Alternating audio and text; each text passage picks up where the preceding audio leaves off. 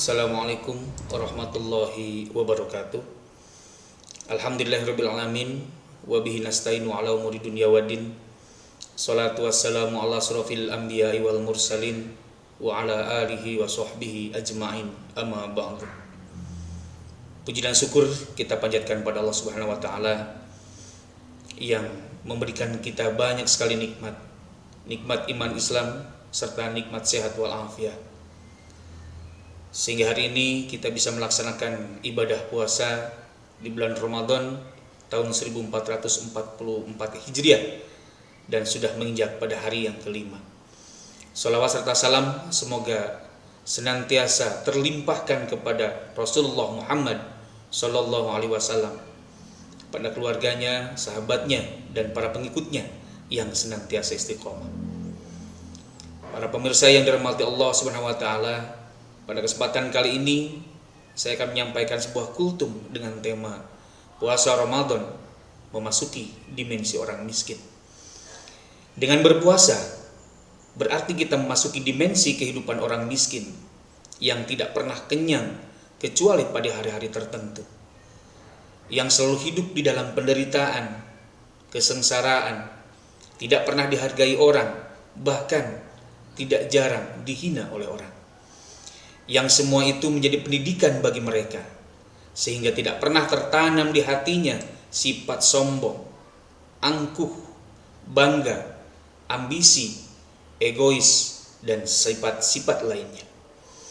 Dan bahkan tidak pernah terbayang di hati mereka untuk hidup mewah, rumah megah, kendaraan luks, busana yang necis, dan kemewahan lainnya. Dari itu semua, hati mereka menjadi bersih dan tenang, sesuai dengan namanya, miskin, yang memiliki makna tenang atau sangat tenang.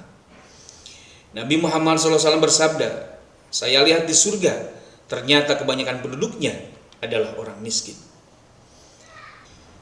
Memasuki alam orang miskin dengan puasa, maka akan timbul hal-hal berikut ini. Yang pertama adalah mendekati alam surga. Aisyah radhiyallahu anha berkata, "Aku mendengar dari Rasulullah SAW, beliau bersabda, tekunilah mengetuk pintu surga, niscaya akan dibukakan untukmu." Aku bertanya, bagaimana cara kita mengetuk pintu surga? Rasulullah menjawab, dengan lapar dan dahaga. Yang kedua, senantiasa bersyukur.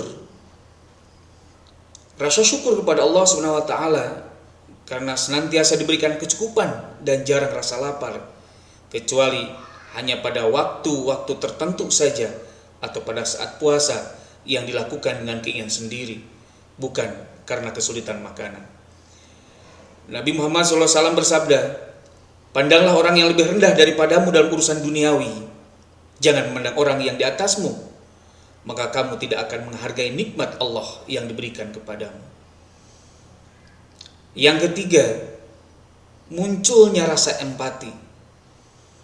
Timbul rasa iba dan kasih sayang pada kaum miskin, sehingga ia ringan mengulurkan tangan untuk memberikan santunan kepada mereka dengan tulus ikhlas, berjiwa sosial tinggi, dan tidak egois. Kemudian tidak angkuh dan tidak sombong terhadap kaum du'afa, apalagi menghina mereka, karena dia sadar bahwa ia tidak lebih mulia daripada yang mereka selalu berpuasa atau dalam keadaan lapar, karena tidak ada yang dimakan. Berikutnya yang keempat, memberikan ketenangan kepada jiwa. Bila tertimpa musibah, kesedihan, kegagalan, dan musibah-musibah lainnya yang tidak menyenangkan, dia tidak akan pernah mengeluh, apalagi menyalahkan Allah Subhanahu wa taala di dalam suratan takdirnya, dan tidak suka mencela orang lain, dan bahkan sabar bila dicela orang. Maka dengan puasa hilanglah dari dirinya nafsu lawamah atau hati yang suka mencela. Kemudian nafsu amarah atau hati yang selalu mengajak kepada kejahatan dan kemaksiatan. Dan nafsu musawwalah, yaitu jiwa yang menghiasi kejahatan atau jiwa yang menghias kejahatan sehingga terlihat seperti kebaikan dan membentuk perbuatan baik, atau mencampur adukan perbuatan baik dengan perbuatan yang buruk. Maka yang tersisa pada dirinya orang yang ahli puasa hanya nafsu mutmainnah atau jiwa-jiwa yang tenang, yang senang melakukan taat dan enggan melakukan kemaksiatan, serta tidak gelisah karena urusan dunia. Allah Subhanahu wa taala berfirman, Bismillahirrahmanirrahim, Ya ayyatuhan nafsul mutmainnah, irji'i ila rabbiki radiyatan mardiyah, fadkhuli fi ibadi wadkhuli jannati. Yang artinya, wahai jiwa-jiwa yang tenang, kembalilah kepada Tuhanmu dengan ridho dan diridhoi, lalu masuklah ke dalam golongan hamba-hambaku dan masuklah ke dalam surgaku. Para pemirsa yang dimuliakan Allah Subhanahu wa taala, mudah-mudahan kita semuanya termasuk orang-orang yang Allah jadikan ahli surga dengan segala amal ibadah kita, terutama puasa yang sedang kita tunaikan saat ini.